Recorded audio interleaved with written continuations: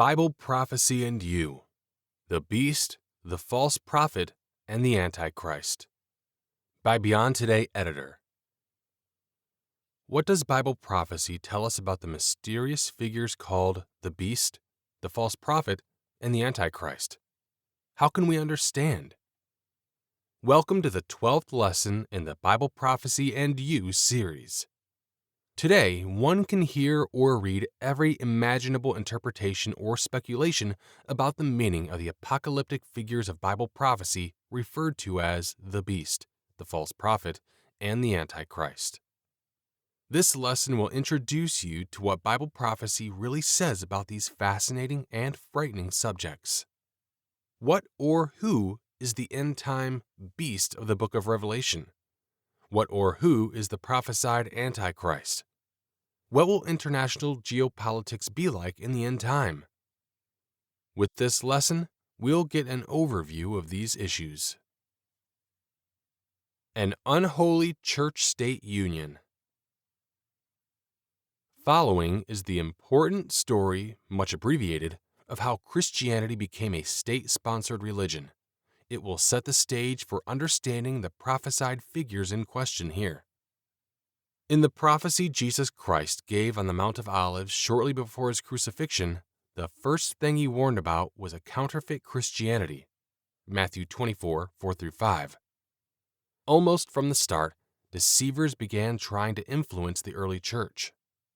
Before long, there were several versions of Christianity, one group trying to stay faithful to the pure truth of the Bible and Christ's teachings, while others blended biblical teaching with other beliefs and philosophies. Such blending is called syncretism. Various popular pagan Roman beliefs were adapted and fused to Christian teaching, many of these actually originating with the ancient Babylonian mystery religion. The Roman Emperor Constantine the Great decided to make Christianity the official state religion to further unify and strengthen his empire. He used his power to bring different factions of Christianity together, and the result was official recognition of various beliefs that were similar in many ways to the popular pagan Roman sun worship. For example, by this time, the visible majority church had adopted pagan Sunday observance in place of biblical seventh-day Sabbath keeping. The state-sponsored church further evolved and grew in power and became known as the Roman Catholic Church. It came to hold great political as well as religious authority, so much so that at times the Bishop of Rome, who became known as the Pope, could enthrone and depose emperors. Because of the intimate relationship between church and state that continued through various revivals of the Roman Empire, for several centuries the state power was called the Holy Roman Empire.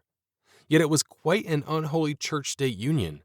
The combined church-state persecution of other Christians became especially intense during that time. The Roman Catholic Church adopted a governmental structure strikingly similar to that of the old Roman Empire. Historians have remarked on the Roman Catholic Church being a mirror image of the Roman Empire. Gaining clarity concerning Antichrist. In the Bible, the word Antichrist is mentioned in 4 verses, all in John's epistles: 1 John 2:18, 1 John 2:22, 1 John 4:3, 2 John 7. John clearly established what he meant by Antichrist, meaning against Christ or enemy of Christ. All teachings that contradict Christ's identity or teachings are Antichrist. In the first reference here, John tells his readers that while they had heard that the Antichrist was coming, the Greek word for "the" being present in the majority of early New Testament manuscripts, there were nevertheless already many Antichrists who would come, and there have been many since. Most people who are interested in Bible prophecy believe there will be one evil leader in the end time who will fulfill the role of the Antichrist. But the Bible actually talks about 2 evil leaders working together in the same end-time church-state union called the Beast and the False Prophet. Revelation 19:20. Which one will be the Antichrist? Or will both together be the Antichrist? To obtain a better understanding of what the Bible says and does not say about Antichrist, download or read our free study guide, Who is the Antichrist? Available at ucg.org/booklets. Most of this lesson will focus on what the Bible tells us about the beast and the false prophet. Then we will come back to the subject of the Antichrist. What four great world-ruling empires are illustrated by the image in Daniel 2 and the beast in Daniel 7 and Daniel 8? At the time of Nebuchadnezzar's dream in Daniel 2, several great empires had already fallen, including Egypt and Assyria. The image in the dream represented the geopolitical future from Nebuchadnezzar's Babylonian Empire, the head of gold, until the latter days when Jesus Christ will return to establish the kingdom of God. Daniel 2:28, Daniel 2:38, Daniel 2:44 through 45. It is obvious from history that the next three empires were the Medo-Persian, Greek, and Roman empires. Daniel's vision in chapter 8 confirms that Babylon was followed by the kings of Media and Persia, and then the kingdom of Greece. Daniel 8:20 through 21. The four beasts of Daniel 7:3 through 7 represent the same four empires mentioned in Daniel 2.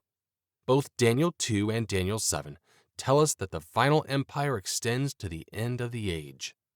This empire will not end until it is crushed by Jesus Christ at his return. Daniel 2:35, Daniel 2:44, Daniel 7:9, Daniel 7:13, Daniel 7:21 through 22. What are the various beasts referred to in Daniel and Revelation? In prophecy, the word beast, here a wild, dangerous animal, can refer to a Gentile, non-Israelite kingdom, a false church, or a dictatorial leader of a kingdom or church. Following are the several prophetic beasts. Successive Gentile empires are pictured in Daniel 7 as four great beasts: a lion, a bear, a four-headed leopard, and a fourth beast, dreadful and terrible. Daniel 7:3 through 7, Daniel 7:17. These four correspond to the four parts of the image in Daniel 2, representing the empires of Babylon, Medo-Persia, Greece, and Rome. In Revelation 13:1 through 4, and in Revelation 17, the beast is the Roman Empire, culminating in the last revival of the Roman Empire before Christ returns. Revelation 13 transitions from speaking of the revived Roman Empire as a beast to speaking of the political and military dictator of that empire as the beast. Revelation 13:4 through 8. This is in line with other prophecies of kings and the kingdoms they rule being referred to interchangeably. The beast dictator is also referred to in Revelation 17:12 through 13. Many people think that he is the future Antichrist. In Revelation 13:11, there is another beast who had two horns like a lamb and spoke like a dragon. A lamb is a biblical symbol of Jesus Christ, and a dragon is a biblical symbol for Satan the devil. This, then, is a powerful religious authority that claims to represent Christ but is, in reality, a tool of Satan. This figure deceives those who dwell on the earth by those signs, false miracles, using them to gain worldwide allegiance. Revelation 13:13 through 14. Many people think that this one is the future Antichrist. And Satan himself can be called a beast. After all, he is called a dragon and serpent in Revelation 12:9. He deceives the whole world, and he has many angels, demons, who follow him. He is actually the power behind the other two beasts of Revelation 13. Revelation 13:4, Revelation 13:11. Does the Roman Empire fall and then experience 10 revivals, 7 of which are ridden by the great harlot? After this I saw in the night visions, and behold, a fourth beast, dreadful and terrible, exceedingly strong. It had huge iron teeth. It was devouring, breaking in pieces, and trampling the residue with its feet. It was different from all the other beasts that were before it, and it had 10 horns. Daniel 7:7. Then I stood on the sand of the sea, and I saw the beast rising up out of the sea, having 7 heads and 10 horns, and on his horns 10 crowns, and on his heads a blasphemous name. And I saw one of his heads as if it had been mortally wounded, and his deadly wound was healed. And all the world marveled and followed the beast. Revelation 13:1-3. Then one of the 7 angels who had the 7 bowls of the last plagues came and talked to me, saying to me, "Come, I will show you the judgment of the great harlot who sits on many waters, with whom the kings of the earth committed fornication, and the inhabitants of the earth were made drunk with the wine of her fornication." So he carried me away in the spirit into the wilderness, and I saw a woman sitting on a scarlet beast, which was full of names of blasphemy, having 7 heads and 10 horns. Revelation 17:1-3. The deadly wound refers to the fall of the Roman Empire in AD 476, but the empire has been healed through successive revivals. Revelation 13:3. By the time Christ returns, the empire will have experienced 10 revivals, represented by the 10 horns of the 4th beast in Daniel 7 and the 10 horns of the beast in Revelation 13. The little horn of Daniel 7, Daniel 7:8, Daniel 7:20, symbolizes a powerful church whose leader speaks pompous words, making authoritative pronouncements that are claimed to be infallible. 3 horns fell before this little horn, showing the false church in opposition to and prevailing against the first 3 revivals of the empire. Daniel 7:8, Daniel 7:20, Daniel 7:24. The 7 heads of the beast in Revelation 17:3 represent the last 7 revivals of the Roman Empire, the 7 that are ridden by the great harlot. In prophecy, a woman can be symbolic of a religion or church. In this chapter, a powerful church and her leader attempt to steer the beast, the empire, from which she gets support. For a further explanation, see The 2 Women of Revelation in our free study guide, The Book of Revelation Unveiled. What forces will bring about another revival of the Roman Empire? Then I saw another beast coming up out of the earth, and he had 2 horns like a lamb and spoke like a dragon. And he exercises all the authority of the first beast in his presence, and causes the earth and those who dwell in it to worship the first beast, whose deadly wound was healed. He performs great signs, so that he even makes fire come down from heaven on the earth in the sight of men. Revelation 13:11-13. Until several decades ago, many people were skeptical that another restoration of the Roman Empire could or would ever happen. But since the Treaty of Rome in 1957, Europe has continued to make progress toward unification.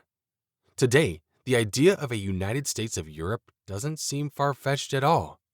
The impetus toward unity is driven by the perceived commercial, financial, political, and military advantages it will bring, in line with what's portrayed in Revelation 18. However, the greatest unifying force in the future will likely be submission to one common religion, which may become more powerful as a result of an ecumenical movement and a backlash against encroaching Islam. Once the religious leader, the second beast, performs great signs, so that he even makes fire come down from heaven on the earth in the sight of men, most people will eagerly submit. Revelation 13:13. Will the final revival be composed of 10 kings under one beast ruler? You watched while a stone was cut out without hands, which struck the image of Nebuchadnezzar's dream on its feet of iron and clay and broke them in pieces. Then the iron, the clay, the bronze, the silver, and the gold were crushed together and became like chaff from the summer threshing floors.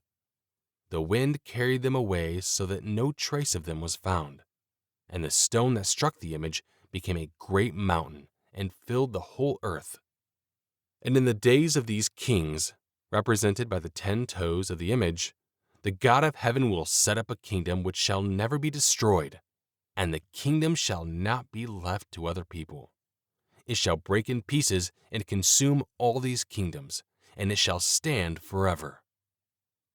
Daniel 2:34-35. Daniel 2:44. So he carried me away in the spirit into the wilderness, and I saw a woman sitting on a scarlet beast which was full of names of blasphemy, having 7 heads and 10 horns. The 10 horns which you saw are 10 kings who have received no kingdom as yet, but they receive authority for 1 hour as kings with the beast. These are of one mind, and they will give their power and authority to the beast. These will make war with the Lamb, and the Lamb will overcome them, for he is Lord of lords and King of kings, and those who are with him are called chosen and faithful. Revelation 17:3. Revelation 17:12-14. The 10 toes of the image in Daniel 2 represent 10 political entities, nations or power blocks, that will voluntarily submit to the supreme power of a world dictator. This must take place shortly before Christ returns, because the prophecy tells us that the 2 feet with 10 toes will be broken by the great stone that represents Christ returning to establish the kingdom of God on earth. Daniel 2:34-35. Daniel 2:44. The 10 political powers are also represented by the 10 horns of Revelation 17:3. The 10 horns which you saw are 10 kings who have received no kingdom as yet, but they receive authority for 1 hour, a short time, as kings with the beast.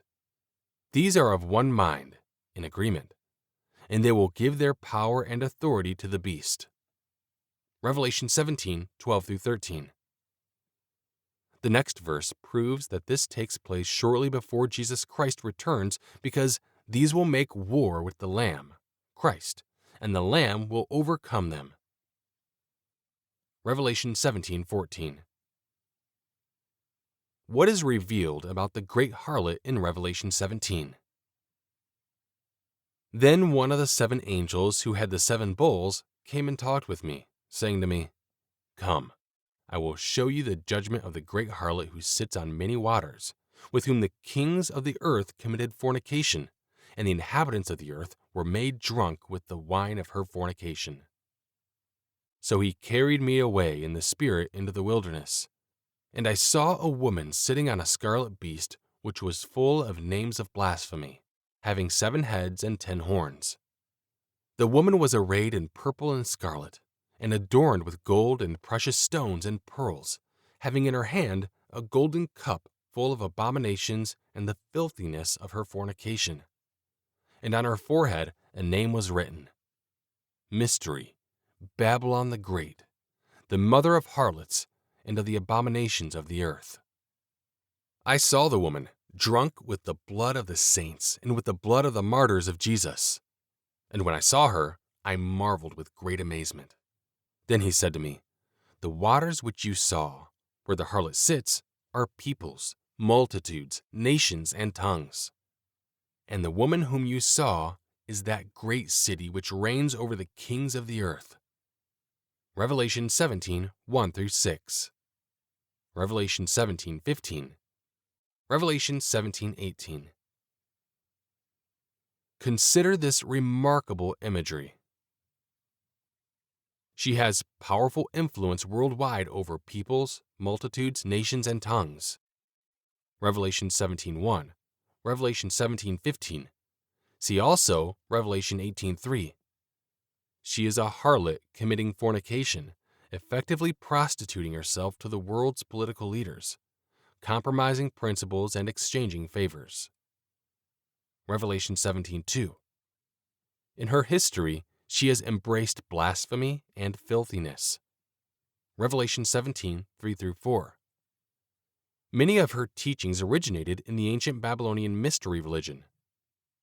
Revelation 17:5. She is considered the mother church of many other churches. Revelation 17:5. She has been responsible for the persecution and martyrdom of many true Christians. Revelation 17:6. The woman is headquartered in the world's great imperial city. Revelation 17:18. Who is the false prophet? Then the beast was captured, and with him the false prophet who worked signs in his presence, by which he deceived those who received the mark of the beast and those who worshipped his image. These two were cast alive into the lake of fire burning with brimstone. Revelation 19:20. John was seeing in vision a powerful religious leader who worked signs or false miracles in the presence of the beast or on behalf of the beast. The false prophet is the same as the one called another beast who performs miraculous signs in Revelation 13:11. He is also the leader of the false church, the harlot, in Revelation 17:1-5.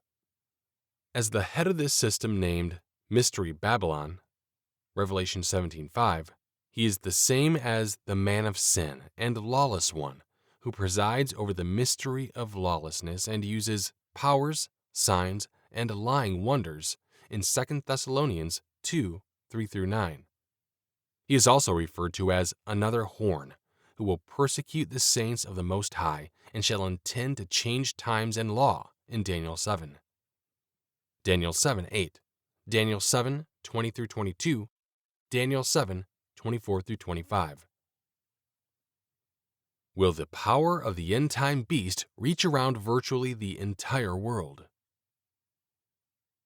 Thus he said, "The fourth beast shall be a fourth kingdom on earth, which shall be different from all other kingdoms, and shall devour the whole earth, trample it, and break it in pieces."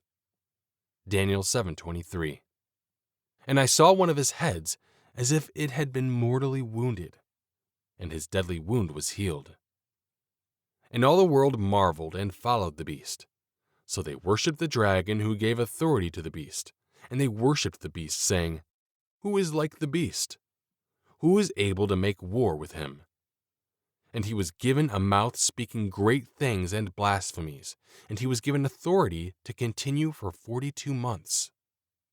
Then he opened his mouth in blasphemy against God, to blaspheme his name, his tabernacle, and those who dwell in heaven. It was granted to him to make war with the saints and to overcome them. And authority was given him over every tribe, tongue, and nation. All who dwell on the earth will worship him, whose names have not been written in the book of life of the Lamb, slain from the foundation of the world. Revelation 13:3-8. The kings of the earth who committed fornication and lived luxuriously with her will weep and lament for her when they see the smoke of her burning, standing at a distance for fear of her torment, saying, "Alas, alas, the great city of Babylon, that mighty city! For in 1 hour your judgment has come." And the merchants of the earth will weep and mourn over her, for no one buys their merchandise any more. Revelation 18:9-11. The end-time empire shall devour the whole earth. Daniel 7:23. The dragon will give the beast authority over every tribe, tongue, and nation. Revelation 13:4-7. The other beast, the religious leader, causes all to worship the first beast. Revelation 13:12. He also causes all to receive a mark on their right hand or on their foreheads, and that no one may buy or sell except one who has the mark or the name of the beast, or the number of his name. 666. Revelation 13:16-18. Thus, there will be huge financial pressure on everyone to submit to the authority of the beast.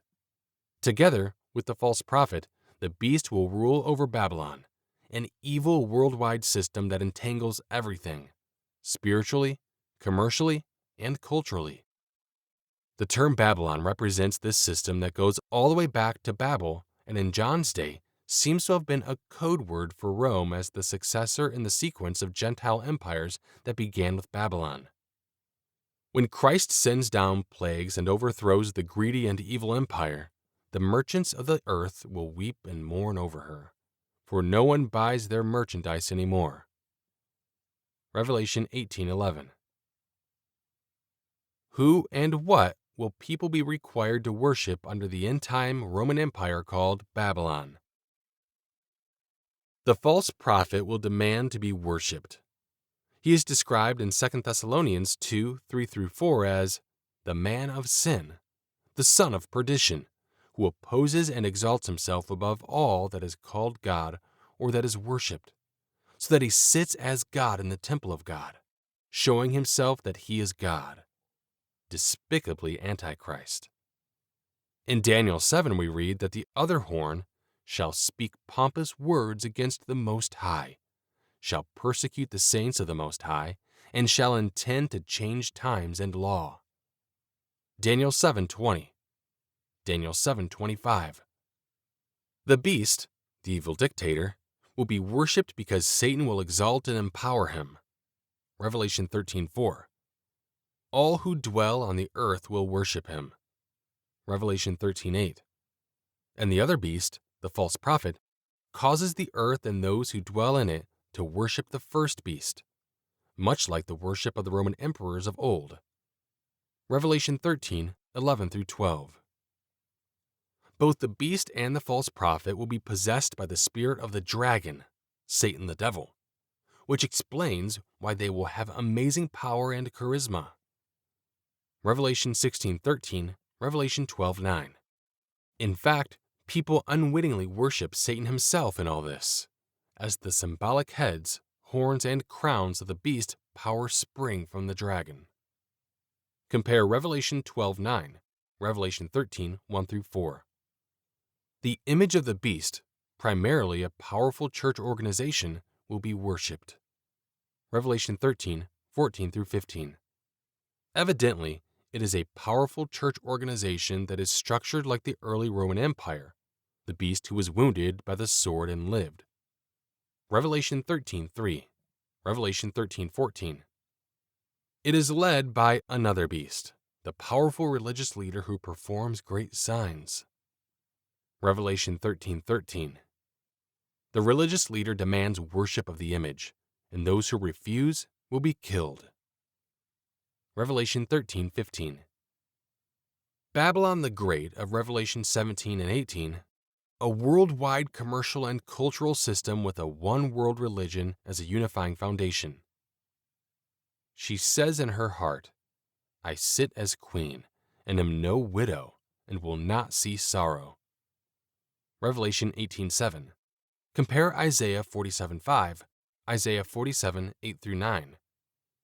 The merchants of the earth especially will mourn her fall, saying, Alas, alas, that great city that was clothed in fine linen, purple and scarlet, and adorned with gold and precious stones and pearls.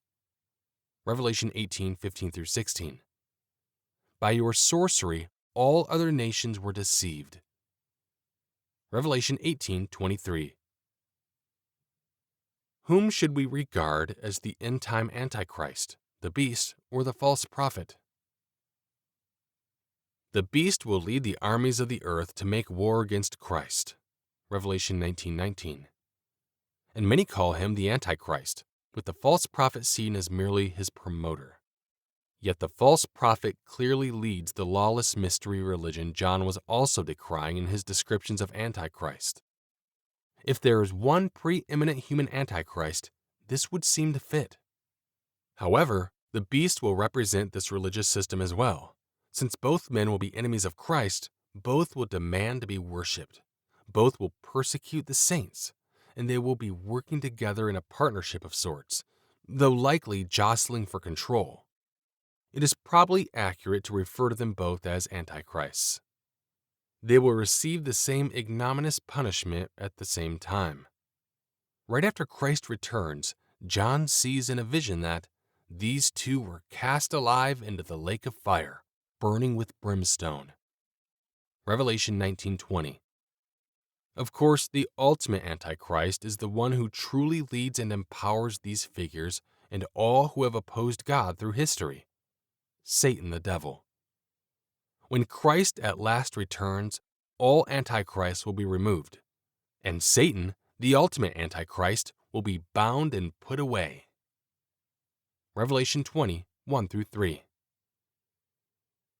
When the seventh angel blows his trumpet, there will be loud voices in heaven saying, "The kingdom of the world has become the kingdom of our Lord and of his Christ, and he shall reign forever and ever." Revelation 11:15, English Standard Version. Apply now. It's important to stay aware of developments in the world in light of what the Bible tells us will soon happen. One way to remain informed is to keep reading the World News and Prophecy section of Beyond Today magazine. And for more on the topic covered here, we recommend that you download and read our study guides, Who is the Antichrist and The Final Superpower.